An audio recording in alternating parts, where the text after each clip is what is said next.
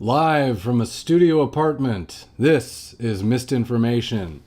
I'm glad you're all joining us tonight. We're going to be checking out, Trump's got his big speech coming up. I think that's supposed to start at 9 p.m. Eastern time, so that should be in a couple minutes here, 6 p.m. my time. I'm in San Diego. We're going to be live streaming the speech. So let me pull it up here. From the White House's website. They got a little live stream feed here. One of the few places you can watch it, apparently. NBC, ABC News, I think maybe CBS too, but I know for sure NBC and ABC have refused to air the president's live stream because it's supposed to be about election interference. And of course, we all know about the infallible 2020 election. It must never be named. It's like Voldemort. So they won't be airing it. Of course, if they really wanted nobody to watch it, they probably should have just aired it on NBC and ABC. Would have been the most effective way to make sure not a single soul watched. But they decided to skip it. Let's pull up the chat. I hope we're streaming. That's probably a good question. Let's see. Are there any questions on the menu that I can answer? Oh, I need my... Perfect. Need my brain cancer AirPod. Won't be sponsoring them, unfortunately, anytime soon. Where do we go this day? Okay.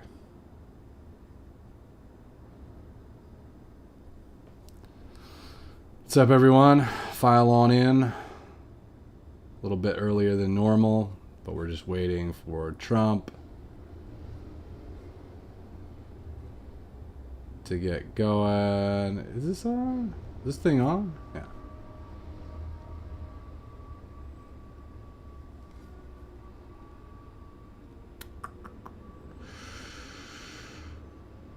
It's just the audio.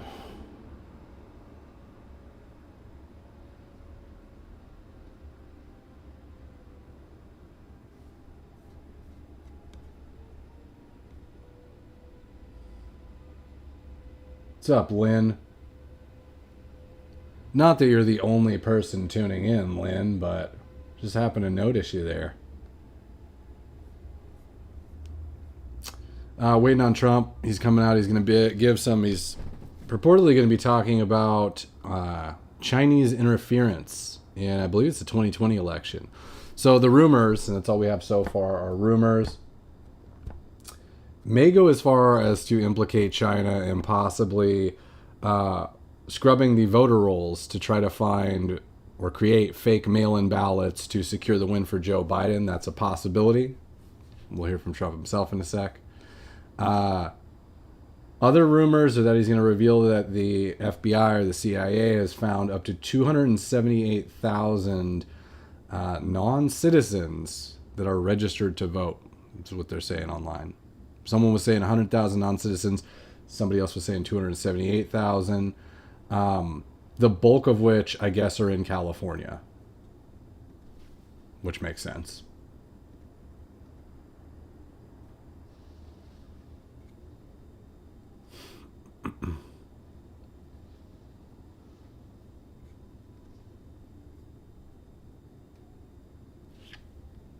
So CBS and ABC declined to air it.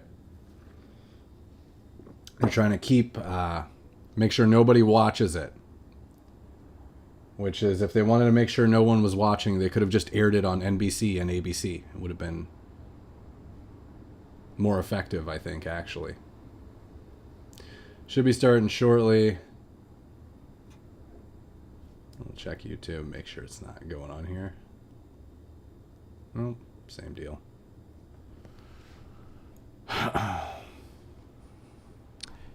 Good evening. Before we begin, I'm proud to report that our country is safer, stronger, and far wealthier than it has ever been before. We are doing great.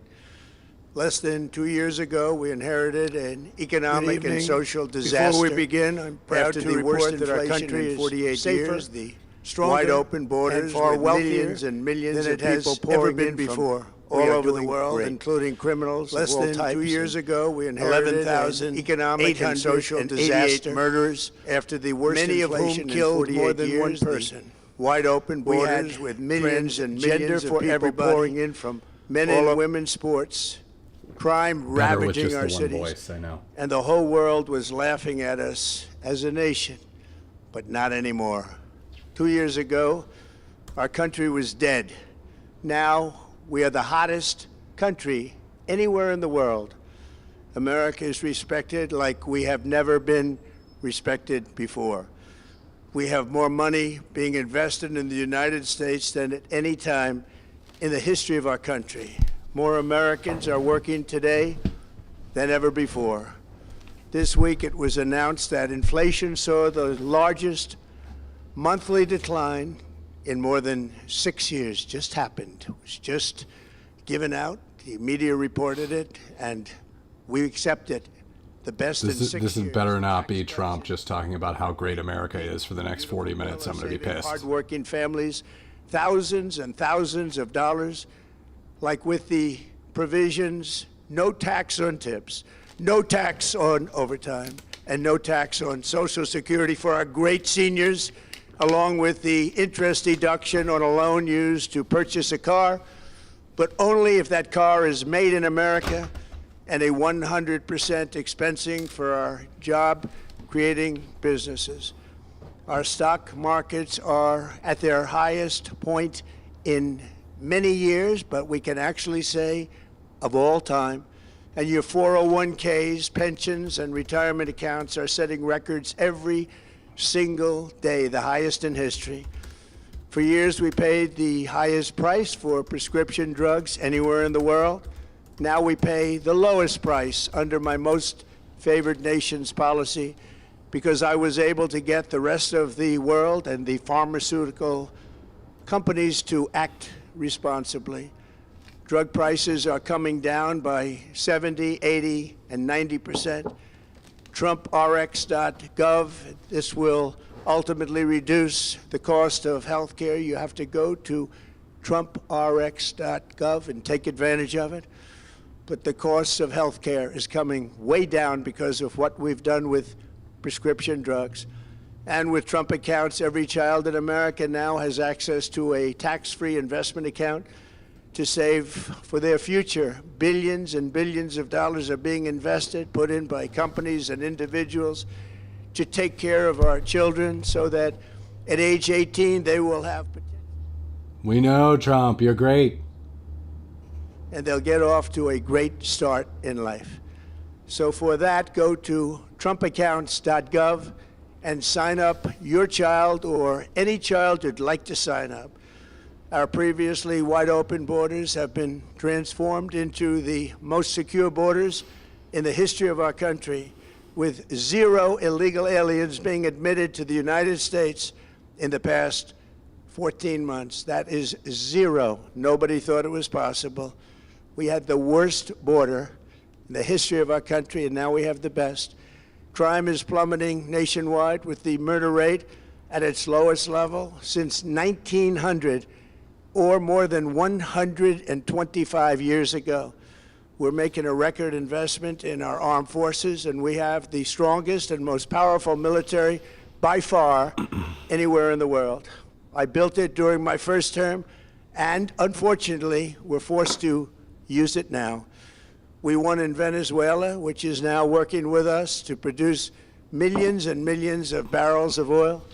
We are likewise winning big in Iran, and you will see the fruits of that labor very, very shortly. America is back and doing really well, but we still have a major challenge that must be urgently addressed, because no country can be great without fair and honest elections. You have to trust your country, because if there can be no trust, there can be no greatness. And that's very simple. No trust, no greatness. For many years, I've called for bold, swift, and decisive action to protect the integrity of America's elections. Every American deserves to know that when they cast their vote, that vote will be counted accurately in a system and that is to make that system secure, one where cheating and interference are not just difficult, but virtually impossible. Unfortunately, the system we have today falls catastrophically short of that standard. Tonight, I'm announcing the immediate declassification and release of critical intelligence revealing shocking vulnerabilities in our election infrastructure. This evidence shows that the election system we have dangerously exposes and really exposes like levels never thought possible to hacking, exploitation, and foreign interference. Just as disturbingly, this vital information has for many years been covered up and hidden from you, the American people, our beautiful, our great American people. But that all changes right now. The documents we will release starting tonight have been gathered by the White House Government Transparency Task Force, a great group of people, along with the staff of the President's Intelligence Advisory Board, supported by our top intelligence agency chiefs, who have all personally reviewed the findings. We are presenting this evening and fully confirmed their authenticity. You can see these documents for yourself at whitehouse.gov. That's whitehouse.gov. Go check it out. Our purpose in disclosing this information is not to weaken confidence in election, but to earn that confidence by confronting vulnerabilities and correcting them very, very quickly, and that's what we're doing. The documents cover 5 major areas of concern. First, they show that over a period of years, starting during the 2020 election cycle, the People's Republic of China carried out what is believed to be the largest compromise of election data in history, resulting in China's illicit acquisition of 220 million U.S. voter files.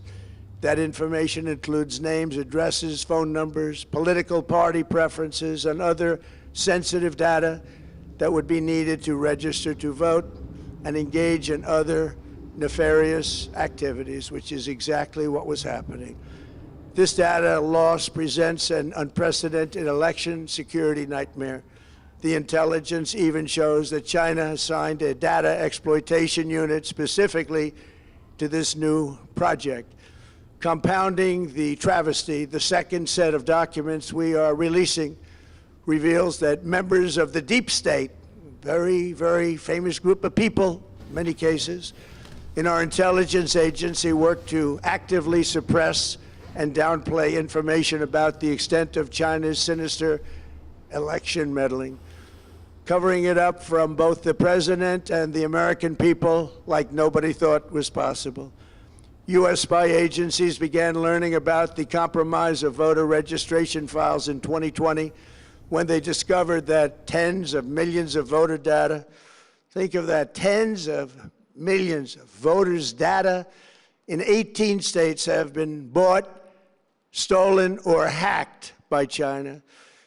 Yet those responsible for sounding the alarm instead kept the information secret and hidden. They did not disclose to me as president or to anyone else, and to the best of our knowledge, they did not inform Congress. In fact, all they kept saying is, this is the most secure election in the history of our country, a standard, very pat line that was divvied out to say. The cover-up of this colossal security breach is even more disturbing in light of the additional information showing that China engaged in other election-related activities to undermine my first administration and our 2020 campaign. They did not want, and they just didn't want it. They fought like hell not to have it, Donald Trump, to win, and for good reason. As the documents we are releasing show, CIA reporting explicitly stated, and I quote, in mid-2018, the Chinese Communist Party's policy was to leverage all domestic and foreign elements that were opposed to the U.S. president in an effort to reduce the U.S. president's votes and make him resign or prevent his re-election. Isn't that nice? Also, in mid 2018, China was working to influence the results of the U.S. midterm elections and later the results of the 2020 presidential election itself. Separately, in mid-2019, the Chinese government's strategy against the United States was focused on undermining domestic confidence in the U.S. president. They wanted to just make you sound like your president wasn't so hot, when actually your president has done a great job, and they did everything possible to do exactly that. Going on, this document says, and this is by the CIA, the strategy included efforts to use Chinese contacts with big U.S. companies to influence U.S. business leaders to turn against the President of the United States of America. The Chinese government sought to identify U.S. journalists who had reported negatively on the U.S. president and pay them large sums of money to write more negative articles about him, as many as they could, and they didn't care what they said. The Chinese government wanted U.S. president to lose the next election, and the reason they wanted me to lose is because they knew I was wise to them, charged them billions and billions of dollars worth of tariffs, and built the strongest military anywhere in the world. We have the strongest military anywhere in the world. These are exact quotes from the CIA reporting. The name of the person doing the quote is now under review, but it gets even worse. Raw intelligence obtained by the FBI in 2020, yet buried by rogue bureaucrats, stated that China's activities even included an attempt to manufacture illegal ballots for Joe Biden. Documents show that during this period, dozens of significant CIA and NSA reports about China's election targeting were kept out of the presidential briefing. These were briefings I would get almost every day. Everything was kept out that was of importance. One email among intelligence analysts admitted that they had, quote, deliberately massaged the presidential daily briefing to withhold information regarding Chinese activities related to the election. Another official inside the FBI wrote that she was running, quote, a shadow government, unquote, to keep intelligence about China's election meddling from becoming known and to keep it away from the honorable press. Other officials who witnessed such efforts perceived the motivations to be blatantly political. Recently, we found significant numbers of burn bags in formation, and this is a group of bags that were used to destroy information given by President Barack Hussein Obama to be burned. It was supposed to be burned. These bags were supposed to be at a different level by different people, incinerated and checked, but it never happened. Maybe we got lucky. We believe this was not done on purpose, but rather through gross incompetence of the people that were supposed to burn the bags. But the findings are stunning. Today, I'm asking the Office of the Director of National Intelligence, the Department of Justice, the FBI, and the CIA to investigate how and why such crucial information was hidden, to fire those involved in the cover-up, and to file criminal charges, if appropriate, against these people. Yet concealing China's meddling was only the beginning. The third set of documents we are releasing proves that for many years, Americans were blatantly lied to about the security of our election infrastructure, including electronic voting machines and ballot counting systems. Dishonest, almost all. They're vulnerable and they're easily compromised, and people within our government knew that. Tonight, we're publishing a series of previously classified U.S. intelligence community assessments and other reports proving that our government has long known these machines are extremely exposed to attack. As one assessment states, we judge that the United States adversaries, including at a minimum Russia, China, Iran, North Korea, as well as non-state groups, have the capability to compromise U.S. election infrastructure. That's unquote, but that's some statement, isn't it, made by supposedly great patriots of our country. The document goes on to further state that, quote, we assess that centralized election-related data repositories, such as voter registration databases, poll books, and other official election websites, are most vulnerable to exploitation, and adversaries could use this access to these systems to disrupt election processes within the United States of America. Tonight, we're releasing all of those findings, and spanning from January 2020 to June 2026. This is a cyber threat aimed at the very heart of our democracy. Many people have questioned whether it could actually be possible to electronically manipulate vote totals or change election results on these terrible machines. Today, we are releasing documents that show the CIA obtained reporting of a specific plot to do a big number in favor of the corrupt Maduro regime in Venezuela, and that's exactly what happened, conspiring to digitally rig their own country's elections in 2020, and that's what they did. This reporting included precise details about methods to regime develop to digitally alter vote totals in ways that could not be detected even with an audit, no matter how deep they went. This intelligence underscores why we must take urgent action to ensure that our own system can never, ever be hacked or compromised like it was in the past. The fourth set of documents reveals that even when significant evidence of fraud has been detected, it has been buried and covered up. Among the disclosures tonight are FBI files detailing evidence of alleged fraud by a large-scale voter registration operation in Michigan. In 2020, Michigan State Police raided a Democrat Get Out the Vote organization, corrupt group in Muskegon. And we're so concerned by what they found. They were just so concerned, they couldn't believe it, actually, that they contacted the FBI in Detroit.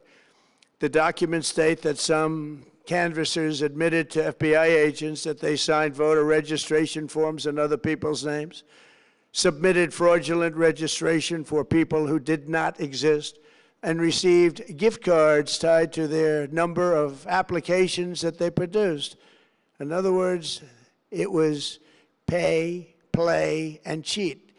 The FBI agents working on the case believe that crimes were committed, yet the Biden Department of Justice slow-walked the investigation and killed it. Tonight, I'm asking the FBI director to ensure that the matter is fully investigated and to work with the Department of Justice to prosecute those responsible for any crimes. Finally, to reveal just how vulnerable our elections continue to be, we are releasing the results of a stunning investigation by the Department of Homeland Security. According to the DHS review of state voter rolls and public records, they identified approximately 278,000 non-citizens who are registered to vote in federal elections. Since Democrat states refuse to share their voter files, the real number is actually much higher than that. Yet, even this limited analysis found more than 250,000 foreigners illegally registered to vote. Put together, these disclosures reveal an election system so broken and so vulnerable that no one can possibly defend it. It is not defensible. Hundreds of millions of U.S. voter files are in the hands of foreign governments. Our machines and ballot counting systems are exposed to hacking and manipulation and corruption. China and other countries have been trying to meddle in our elections. Evidence of fraud has been buried. Hundreds of thousands of non-citizens and dead people are listed and active on the voter rolls, and yet we still have elections with no voter ID, no proof of citizenship, and tens of millions of ballots floating aimlessly through the mail.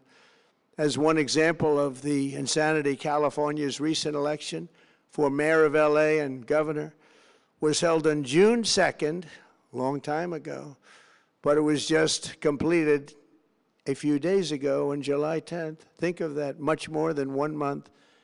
Took a month to count the votes. I wonder what they were doing. This is worse than any third world country. There's no third world country that has elections like we have.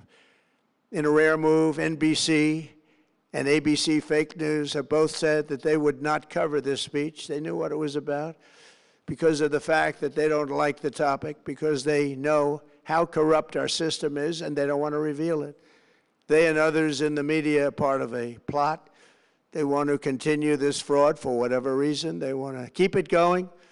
They want to protect the radical left. They can't have a great country, and that's true. You can't have a great country without free and fair elections. Fraud like this should mean a revocation of their licenses. They use our public multi-billion-dollar in value airways for absolutely no money. They pay nothing. All we want is honesty in our elections and honesty in reporting. They pay nothing for multi-billion-dollar assets. Great damage has been done to our country.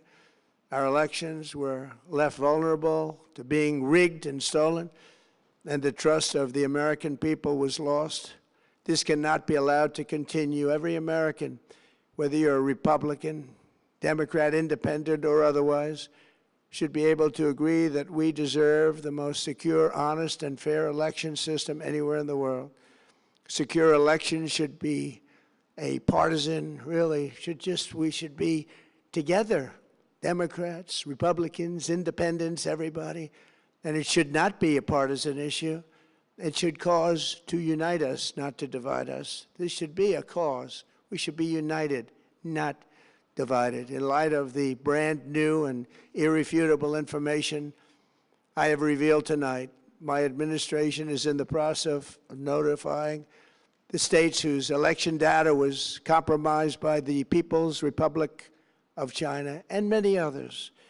We will be working closely to mitigate any harm, and we're taking swift action to ensure that sensitive voter data is better protected so we can never be bought, we can never be hacked, and we can never watch a stolen election again. Tomorrow, the Secretary of Homeland Security will hold a briefing to outline his department's recent work confirming cyber vulnerabilities in our electronic voting systems. They are bad. We're in the process of informing governors, senators, and members of Congress of potential issues in their states. If you look at voting today, it's in such bad shape in so many states, and we are committing to fix it. And we're also committing to be working with those states and local jurisdictions to help them fix and patch known technical vulnerabilities before the midterm elections. We have very important elections coming up. We want those elections to be honest. I've also ordered DHS to notify every state about non-citizens on their voter rolls and direct them to remove all ineligible voters from the lists immediately. But most importantly, addressing this crisis of election security demands that Congress must pass the Save America Act. How easy is that to do unless you want to cheat?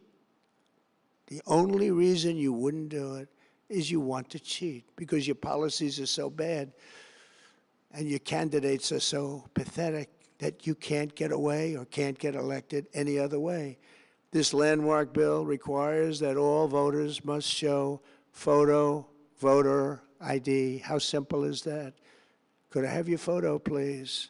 Photo voter ID. All voters must provide proof of citizenship. Are you a citizen of our country, please? And hopefully there will be no corrupt mail-in ballots, which if you watched California and so many other places, mail-in ballots are inherently corrupt. So you would have no mail-in ballots except for illness, disability, military deployment, or travel if you're going away on business or vacation. These reforms are urgently needed to stop the vulnerabilities that I've mentioned. To all Americans, I ask you to pick up your phone tomorrow, call your representatives in the House and Senate, and demand that they pass the Save America act without delay. Together we will restore faith and confidence in our country, and we will be bigger, better, and stronger than ever before. Thank you. God bless you. God bless our great military, and God bless America. Thank you very much. There you have it. If you were joining, that was Trump talking from the White House. This was a big speech that he's been talking about all week long. There's been some rumors that he was going to discuss election integrity, perhaps have some smoking guns. There was discussion about China being involved in the elections. Bunch of rumors basically coming into this. If you weren't able to join, I'll kind of give a quick recap of what I picked up. General reaction on the speech. If you were looking for... Well, let me get this out of here first. One sec. We don't need the random videos playing. Let's just go back here. Okay. If you were looking for a smoking gun that was going to show that the 2020 election was stolen, or if you were looking for a smoking gun that they had found proof of mail-in ballot fraud, or a smoking gun that China had definitively affected the outcome of an election, that was not presented tonight. So that's what I kind of heard with the speech. He did go over a lot of different stuff. He outlined, I think there were 5 major points that he basically talked about in terms of election vulnerabilities and ways that our election systems could be compromised. So that was sort of the vibe of it. For instance, he sort of started off talking about data breaches from China. I guess there was a huge data breach that either the CIA or the FBI uncovered back in 2020, where China was able to pull, like, I guess hundreds of thousands of names from voter rolls and get a bunch of information. Did we already know or assume that China was conducting data breaches against U.S. citizens? Probably. So I don't know that that's necessarily new. That is huge news that they actually took it from the voter rolls, though, right? Now, he then detailed and went into, okay, there was also a recorded attempt or some evidence that China, and he used the word attempt, I believe, that China was attempting to forge fake votes for Joe Biden at some point. So he did reference that during the speech. But what you did not get was definitive proof that, hey, we found these 2 million votes from the 2020 election were forged by China, and that's why Biden won. That didn't happen. What he basically did is he started talking about how the CIA or the FBI found attempts to forge ballots, right? Which is still crucial, not necessarily a smoking gun. Then he went into the voting machines, right? You had Sidney Powell not too long ago talking about Dominion, Smartmatic voting machines, lots of insinuations that Democrats were actually going in and digitally altering votes, right?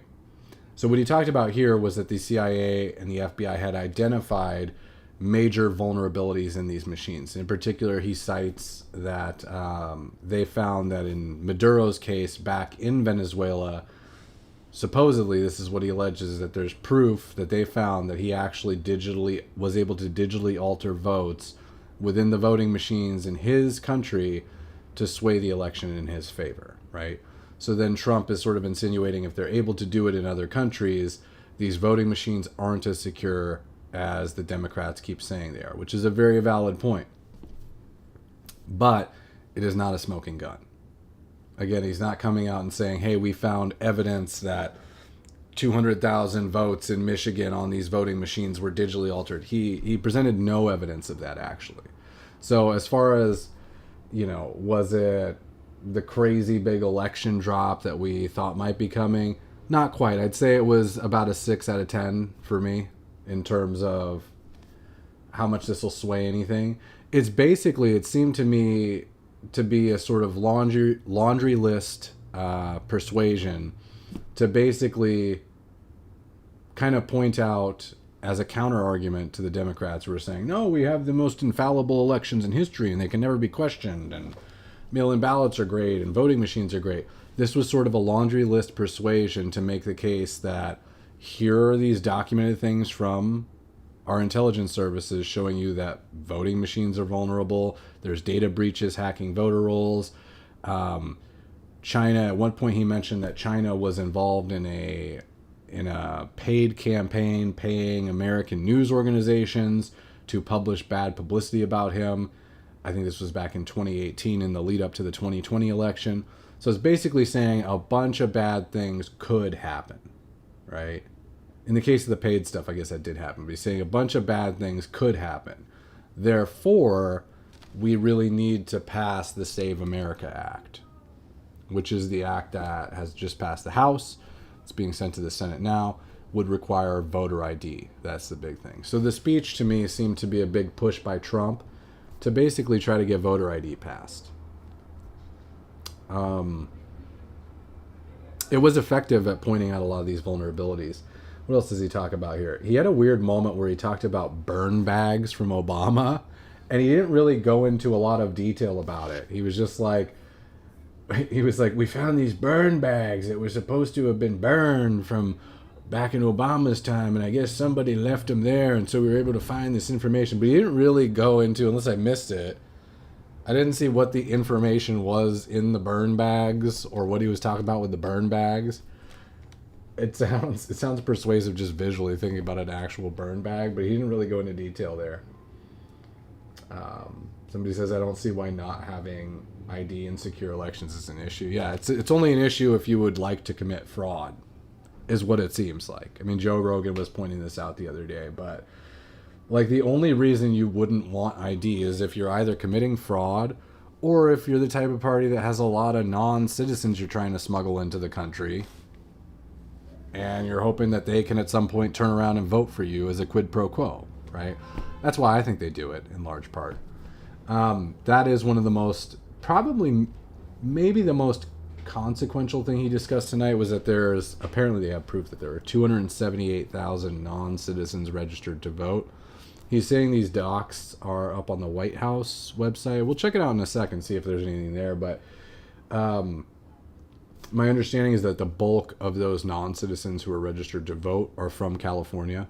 I just saw this in a tweet somewhere. I don't even know where it was, but it was basically something like close to half of, like 100,000 of those, or maybe it was 190,000. I can't remember which one, were registered in California, which would make sense because they're sort of the sieve that, you know, people come through and they obviously welcome illegal immigrants. They're sort of a sanctuary state. So he talked about that. What else? Data breach.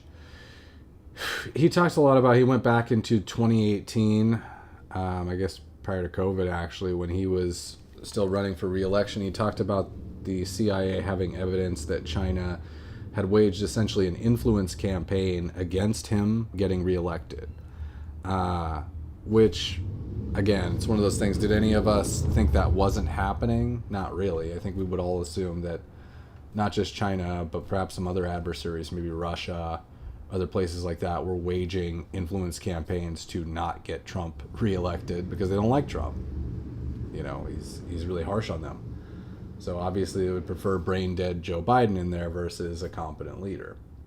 But he did mention that it was one interesting thing he mentioned, that they'd found evidence that these Chinese, I guess, nationals or spies would try to leverage the CEOs of American companies and sort of gin up bad press about Trump by paying the news orgs to publish bad articles, and then to try to pressure the CEOs or higher ups of these various companies to try to not vote for Trump. This was one of the things that he mentioned, right? So he's going to be filing criminal charges. So he was also talking about how when he was running for re-election, I guess, the CIA and elements of the FBI had information about China meddling in the U.S. elections, but supposedly they massaged that info and did not include it in his daily briefings. Which, I guess the allegation is, you've got these counter elements of the FBI and the CIA, which are maybe more liberal, and who feel it's their duty to not sway the election, even though they've got the sitting president right there. It's an election year. So they were withholding certain information from him, theoretically, so as to not affect the outcome of the election or give him insider info that this was happening, right? So he says he's instructed the DOJ to investigate and to file charges against anyone that was withholding information from him, which certainly makes sense. That one for sure. I was hoping for a smoking gun, to be honest. Did I think it was super likely? I would have given it maybe 30% that he had more to say about Maduro. I did like the conspiracy theory that he'd captured Maduro because Maduro maybe had some insider information. Maybe that's partially why he did capture him. But it doesn't look like he's gotten too much information from Maduro, if that's the case. Other than the CIA was able to confirm that Maduro was able to digitally alter votes in his own country. So in terms of a smoking gun, kind of came up short. But in terms of generating a laundry list of a lot of different ways that the elections are vulnerable, so that you can use those points to try to push the Save America Act, get voter ID, the speech made a lot of sense. But 6 out of 10. That's my pizza review on the speech. Nothing like super earth-shattering, because I think it's all stuff that I would have assumed, that there were data breaches from China and that they were trying to sway the elections and that there are cyber vulnerabilities in voting machines. I mean, that's sort of common sense. The one thing, the illegals, I want to hear more information about how they have confirmed that there's close to 250,000 or over 250,000 non-citizens who are registered to vote. Like, how is that happening? Why is that happening? And how do they have confirmation of that? Because that, to me, is the big overarching plan or angle of the Democrats, is to basically smuggle people into the country and then turn them into loyal voters that they can never lose. See what people are saying on Twitter. I'll check it out.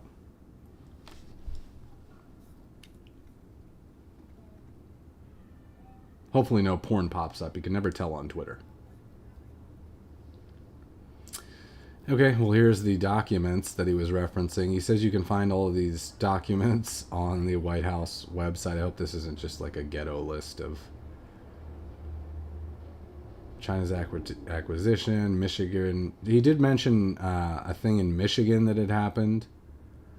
This was real. If you're looking for a smoking gun, this was pretty light on smoking guns. He does have this one thing he mentions for voter fraud where, let me see if I can retell it. Basically, there was a Get Out the Vote organization in Michigan where some of the canvassers admitted to federal agents that they had been paid or received gift certificates for their sign-ups, and so they had confirmed that they had done fake registrations or registered people who didn't exist, right? Which is, it's good to know that. It doesn't necessarily tell you that that swayed the entire outcome of the election. So again, still no smoking gun. Oh, they got a zip. I have to download a zip file for this. I don't know if it's worth it.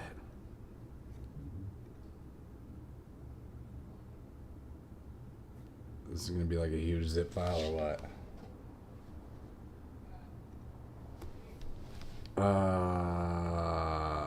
Downloads. It's in a folder, first of all, called Michigan Investigation. Oh my gosh. There's like a ton of PDFs in here. Let me like open one of them.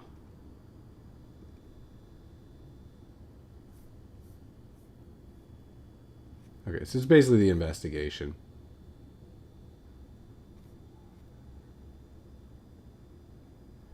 They submitted apparently 8,000 to 10,000 applications, of which an indeterminate number appeared fraudulent. So, yeah, he's basically bringing up proof of voter fraud that has happened, although not that it necessarily was enough to sway the outcome of the election.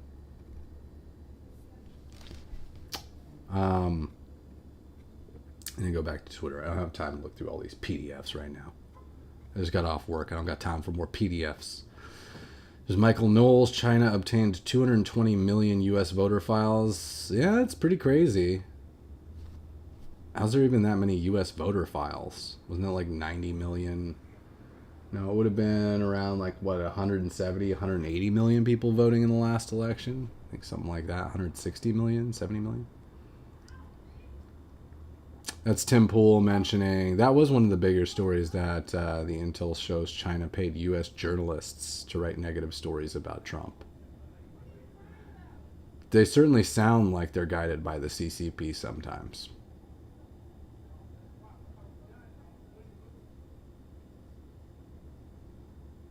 Documents. Let's see if anyone's talking about it.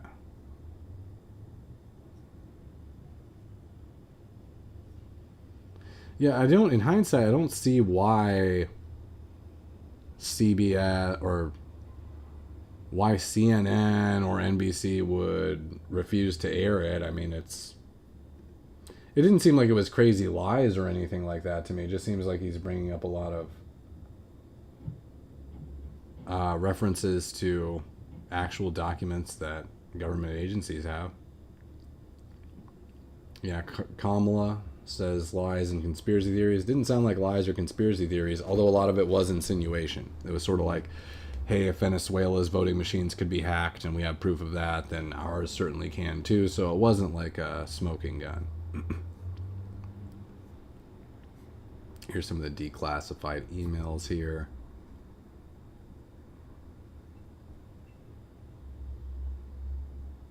Yeah, I mean, I would have assumed that China was interfering in our elections. Didn't we all assume that already?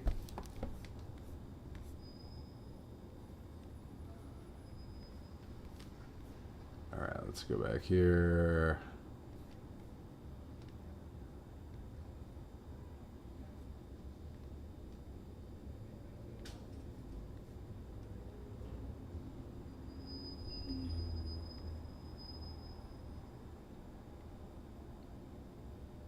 Yeah, so basically, you know, that'd be my take on it. Wasn't a smoking gun, but he was persuasive in pointing out that the counter argument to the Democrats' claim that the elections are infallible. I have one joke tonight. I can do my joke. Not even that great.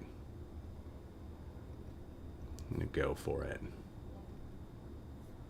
Where's this? All right. Let's get that bad boy.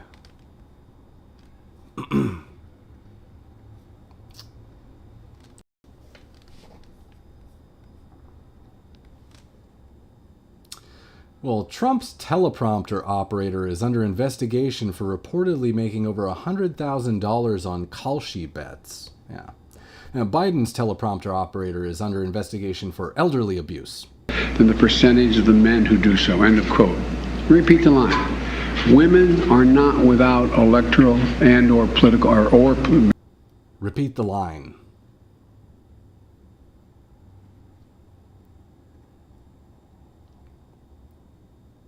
What was my other joke? My other joke, well, I told the joke earlier, but basically just that if NBC and ABC wanted to ensure that nobody watched Trump's speech, they should have just aired it on NBC and ABC. Would have been easier than hiding it. Less people would have actually seen it then. All right, sweet. Do you have anything else?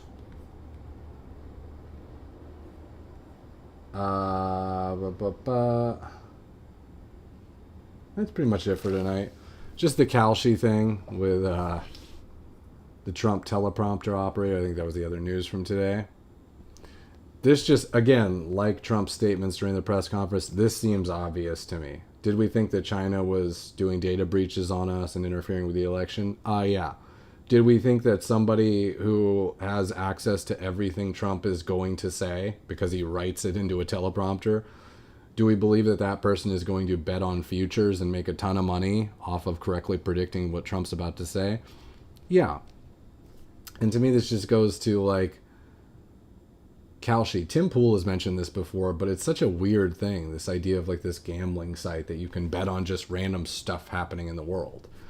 And the gambling site says like, oh, there's no insider, they call it almost like insider trading. Like if you have insider info, I mean, I get this is bad. Is this somehow like illegal federally? Is it just against Kalshi's rules? I mean, certainly morally bankrupt. I'm sure you can make the case. Yeah, he obviously shouldn't have been doing that and still working as the teleprompter guy. But how could he not make those bets? Like, you're telling me any one of you operating the teleprompter wouldn't have been like, I can bet he's going to say election interference tonight because I could see it right there. I think I will take 20 grand. Kind of hard to expect people not to do that, so yeah. That was it other than the election speech. We'll wrap it up for tonight, and I'll see you guys. I'll probably be back tomorrow, probably around 9 p.m. for another Show's This Show.